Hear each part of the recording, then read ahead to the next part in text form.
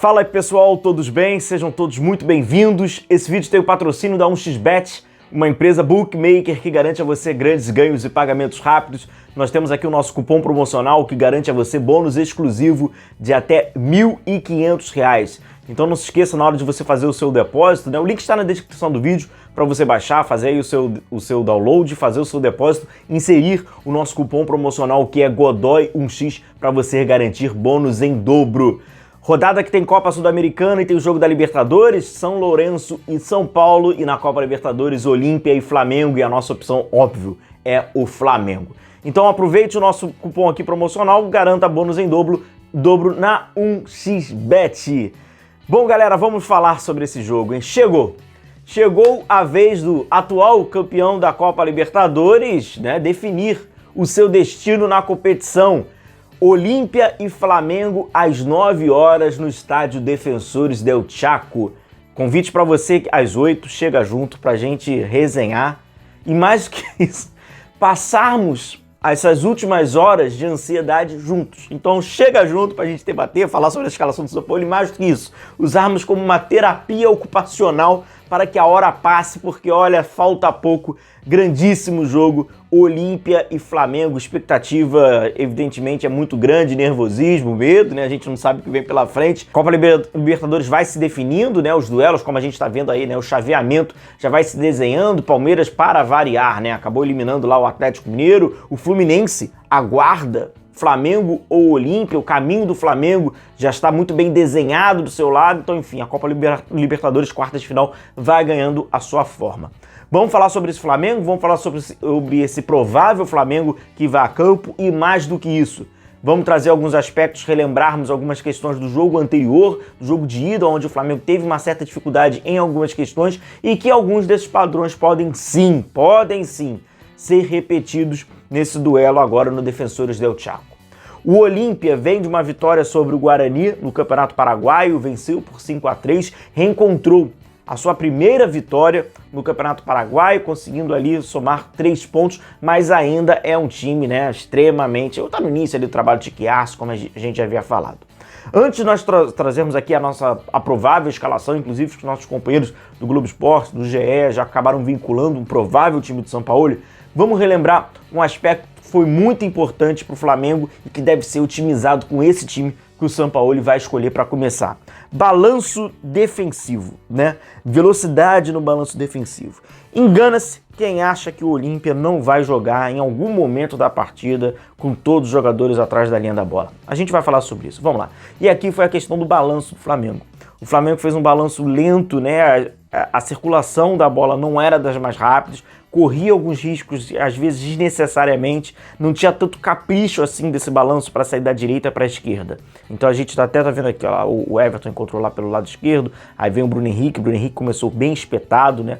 Aberto lá pelo lado esquerdo, o Arrascaeta saiu, aí traz lá pro Davi Luiz. E essa movimentação, essa circulação de bola, indo do lado direito para ir pro lado esquerdo, né? Essa busca do Flamengo por um espaço, ela foi um tanto que lenta, né? Normalmente ali o jogador vai, domina, levanta, não acha, procura, muito lento. Aí o Flamengo tentou forçar ali a jogada ali por dentro, não conseguiu. E aí, na verdade, que o jogo praticamente foi isso, né? O Flamengo contra uma parede do Olímpia, os 11 jogadores lá, 10 ali na área, muito lento esse balanço defensivo, sem dúvida nenhuma. Até vou pegar aqui a prancheta pra gente entender, junto com a provável escalação, como, né, esse balanço deve ser funcionado, como tem que ser, tem que fluir um pouquinho mais. E aí quando a gente fala do Olímpia, é o seguinte, o Olímpia não vai se projetar completamente pra frente, desesperado, engana-se quem faz isso.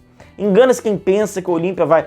A grande diferença é que o Olímpia não vai ter, possivelmente, o jogo estando 0-0, não vai ter aquela cera que teve por profusão no último jogo, né? E o goleirão lá ficando 9 segundos com a bola, 12 segundos com a bola, 20 segundos com a bola. Tem uma reposição que ele demora 25 segundos, que eu mostrei pra vocês até no jogo de ida, quando a gente fez a análise lá, as imagens do Maracanã. Então é isso. Agora, achar que o Olímpia não vai jogar defensivo, uma grande possibilidade, principalmente no primeiro tempo, aí aquilo é uma estocada ou outra. Agora, o que pode condicionar o resultado é uma mudança de comportamento do Olímpia, e aí sim, o Olímpia precisar, com a necessidade do resultado e do tempo da partida, sair um pouco mais, e aí a gente vai ver um Olímpia que tem muita dificuldade na sua construção. O Olímpia tem muita dificuldade na sua construção. A gente já havia falado, né, mostrado para vocês em alguns aspectos, tem muito distanciamento das linhas de construção, a linha defensiva não tem tanta qualidade assim, para construir o seu jogo.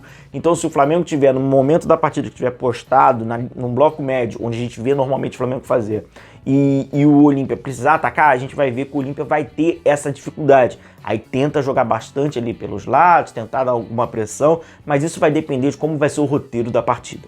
Fundamental o Flamengo se impor tecnicamente, onde tecnicamente a distância ela é muito grande. Então o Flamengo, para comprovar que essa distância ela é muito grande, o Flamengo precisa se impor tecnicamente, ter controle de bola, manutenção de bola, retenção. E esse, sem dúvida nenhuma, essas são características coletivas que é bom para o jogo do Flamengo e assim seria um caminho para a imposição desse seu jogo.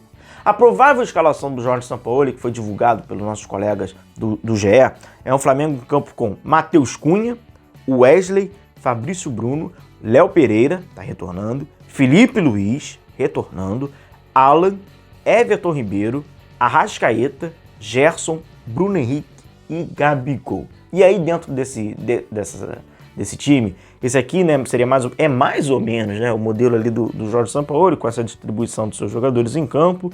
Como a gente vê aqui o Flamengo defendendo no 4-1-4-1, a gente tem visto o Flamengo jogar bastante, né?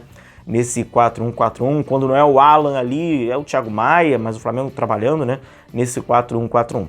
Ofensivamente, vamos lá, a gente vai ver ali, né, uma saída com 3-1, né, são os dois zagueiros mais o Felipe Luiz, Alan mais à frente, e aí vem a galera da frente, começando da direita para a esquerda com Wesley, Everton Ribeiro, Arrascaeta, Gerson, Bruno Henrique, Gabigol. Então é aquilo, né, esses 4 jogadores, os 3 defensores, mais ali o Alan, eles têm muita responsabilidade para criar, para encontrar aqueles jogadores que estão mais à frente. Normalmente eles ficam atrás, né, da linha nas costas do meio campo do adversário, e é encontrá-los ali para eles conseguirem criar situações. Eles têm que ter essa participação, tem que puxar, tem que arrastar, tem que fazer diagonal, enfim, né, para também ficar estático, né, esperando a bola guardar. O conceito nem diz sobre isso. E teve uma mudança significativa no jogo de ida. Foi uma mudança, inclusive, que passa pelo gol do Flamengo, pela vitória do Flamengo, e que a gente também pode, quem sabe, a gente também pode ver, que é o Flamengo usando a linha com 4, o Alan à frente deles e a estrutura à frente que acaba sendo alterada. O Bruno Henrique vai um pouquinho mais para frente e aí o Gerson abre pelo lado esquerdo, como nós vimos também o Arrascaeta fazendo essa mesma função, abrindo pelo lado esquerdo. Aconteceu no Maracanã, que é mais ou menos isso aqui que a gente vai ver. Ó lá. É o Bruno Henrique que tá lá na frente, ele fica entre o lateral direito e o zagueiro pelo lado direito. O Flamengo sai com a sua mesma estrutura na saída, que é a saída 3-1, né, os 3 defensores em 1. Aí o Davi Luiz já havia trocado de lugar com o Fabrício Bruno, o Davi Luiz estava do lado direito, o Fabrício Bruno caiu de uma forma interna, porque ele estava pelo lado esquerdo. E é lá o Bruno Henrique bem mais por dentro, e na ocasião até o Gabigol estava tendo bastante mais espaço para movimentação, né? O Bruno Henrique acabou ficando até um pouquinho mais fixo. Aí o Ayrton Lucas, né, na ocasião agora vai ser o Felipe Luiz, aí ó, o Arrascaeta e ainda caindo pelo o Gabigol, quando eu falei, até coincidentemente, ó, vai fazer a jogada ali por dentro, passe de calcanhar, sobrou, o Flamengo vai ter uma oportunidade com o Bruno, um desvio ao Gerson, traz ali pro Arrascaeta, ó, ambos caíram pelo lado esquerdo, ó, desvio ali de cabeça, passou rente ali à trave, jogada do Flamengo, numa mudança que teve, e a mudança para a ocasião foi muito importante para o Flamengo, o Bruno Henrique ter caído um pouco mais por dentro, e o lado não foi do Ayrton Lucas, o lado foi do Gerson e do Arrascaeta, né? Em alguns momentos eles até trocaram as posições, mas ficou num momento o Gerson e em outro o Arrascaeta. E a questão do Felipe Luiz estar atuando no lugar do Ayrton Lucas, ele como titular, é que você não vai querer exigir do Felipe Luiz bate e volta, correria. Então é aquele negócio, é tratar ainda melhor a bola, buscar ter esse jogo ainda maior de retenção, até mesmo para cobrir em caso que você perda essa bola, a galera da frente tem que cobrir para no período da transição defensiva o Felipe Luiz não tenha que disputar corrida contra ninguém. Então é fundamental, em caso até do Flamengo vai lá, perdeu a bola lá na frente, cubra essa bola para no período conseguir se reorganizar e o Felipe Luiz consiga sustentar, para que ele não precise ficar, né, disputando corrida. E aí, vamos lá, é a questão do balanço defensivo, galera. Que aí esse balanço defensivo, né, a gente constrói através de passes curtos, né, se associando e também com inversões. Só que a inversão, ela só vai ser capaz, né, de ser feita, você só consegue ter uma inversão bem feita se o bloco defensivo do adversário não tiver lá certinho, comportado, tudo certinho. Se o bloco defensivo do adversário estiver postado, não tem como fazer inversão. Você vai fazer inversão, o defensor vai conseguir fazer uma intervenção, uma receptação desse passe, um desvio de cabeça. Então tem que estar com espaço. Para estar com espaço, antes de fazer as inversões, que é uma forma rápida da bola chegar ali, já tem que ter um balanço rápido defensivo. O Olímpia, com todos os jogadores atrás da linha da bola, eles vão navegando na horizontal. Então todas essas associações, elas precisam ser rápidas, mas automatizadas, para que o bloco defensivo do Olímpia não consiga se encaixar. Se encaixar, reinicia tudo de novo, e aí nem adianta fazer inversão, porque aí você praticamente vai estar rifando a bola para frente e facilitando uma interceptação. Um jogo de paciência. Agora, o Flamengo tem a vantagem. Então, quem tem que perder a paciência é o Olímpia, não é o Flamengo. Um forte abraço a todos vocês. Até logo mais, então, às 8 horas. Chega junto. Chegou.